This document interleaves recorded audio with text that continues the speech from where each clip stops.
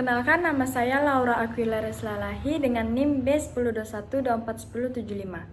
Sekarang saya akan memaparkan teori ringkasan dari buku pengantar aplikasi komputer oleh Yeni Iskandar, SE MKom MM. Yang pertama, apa sih pengertian dari komputer itu? Komputer dapat didefinisikan sebagai suatu peralatan elektronik yang terdiri dari beberapa komponen yang dapat bekerja sama antara komponen satu dengan yang lainnya untuk menghasilkan suatu informasi berdasarkan program dan data yang ada. Terdapat 4 dasar sistem komputer. Yang pertama itu ada pemroses.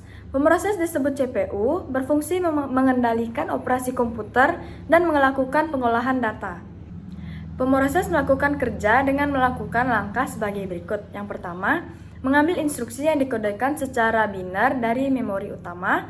Yang kedua, mendekode instruksi menjadi proses-proses sederhana. Yang ketiga, melaksanakan proses-proses tersebut.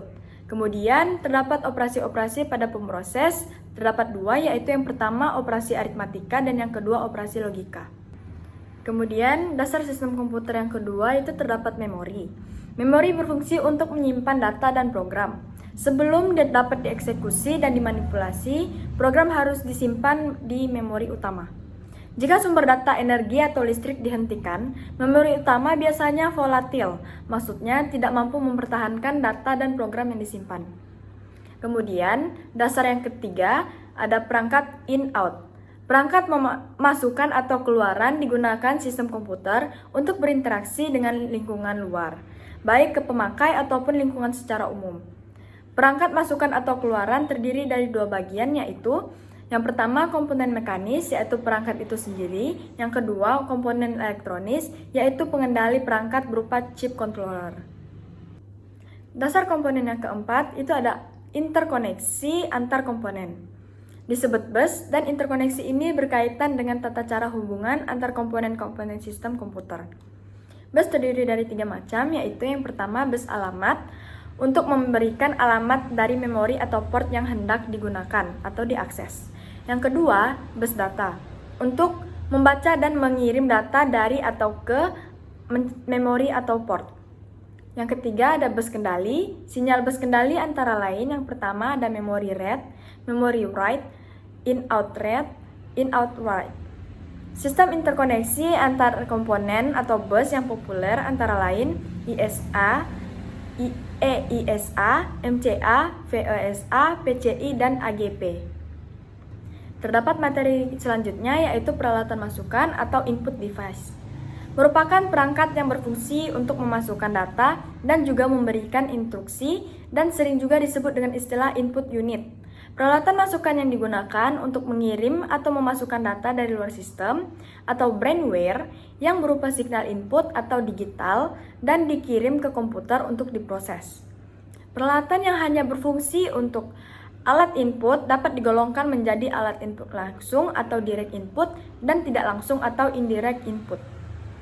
Contoh peralatan input itu seperti keyboard, mouse, scanner, digital camera, trackball pointing, joystick, touchpad, pen atau stylus, dan touchscreen. Materi selanjutnya terdapat komponen teknologi komputer. Komputer merupakan satu kesatuan dari 3 komponen utama. Tanpa ketiga komponen ini, tidak akan terbentuk sebuah sistem komputer. Komponen komputer di sini lebih ditekankan kepada elemen-elemen pembentuk sistem komputer atau komputer sistem. Sistem komputer dibutuhkan agar komputer dapat berfungsi dan menghasilkan output atau hasil yang diinginkan oleh user. Terdapat 3 komponen utama. Yang pertama ada hardware atau perangkat keras. Hardware adalah semua bagian komputer yang memiliki wujud, bentuk, fisik dari komputer. Hardware juga bisa dibilang sebagai komponen komputer yang keras.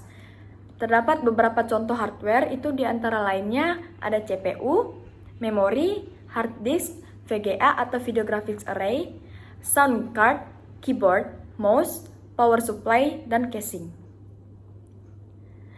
Terdapat komponen yang kedua yaitu software atau perangkat lunak.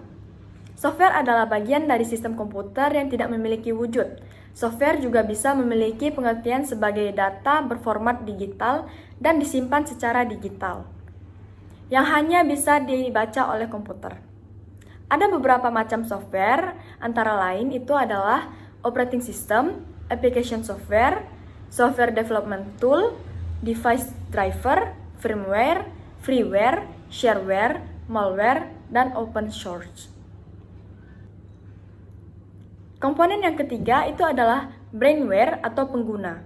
Brainware adalah sebutan untuk orang yang terlibat dalam pengolahan data pada komputer. Namun, tidak semua user itu disebut brainware. User disebut brainware jika ia tidak hanya sekedar menggunakan, namun mengolah sebuah sistem komputer tersebut. Materi selanjutnya adalah tentang Microsoft Office. Microsoft Office adalah software atau perangkat lunak yang berisi paket aplikasi perkantoran. Program Microsoft Office ini dibuat oleh perusahaan yang sangat terkenal yaitu Microsoft. Program Microsoft Office ini dirancang untuk berjalan di bawah sistem operasi Windows dan macOS. Paket aplikasi yang terdapat dalam program Microsoft Office ini antara lain Microsoft Word, Microsoft Excel, Microsoft PowerPoint, Microsoft Visio, Microsoft Access, Microsoft Outlook, Microsoft Publisher, Microsoft InfoPad. Di antara semua aplikasi Microsoft Office, ada beberapa Microsoft yang sangat terkenal, yaitu adalah Microsoft Excel, Microsoft Word, dan Microsoft PowerPoint. Baiklah, sekian dari pemaparan teori saya. Mohon maaf apabila ada kekurangan atau kesalahan kata. Sekian, terima kasih.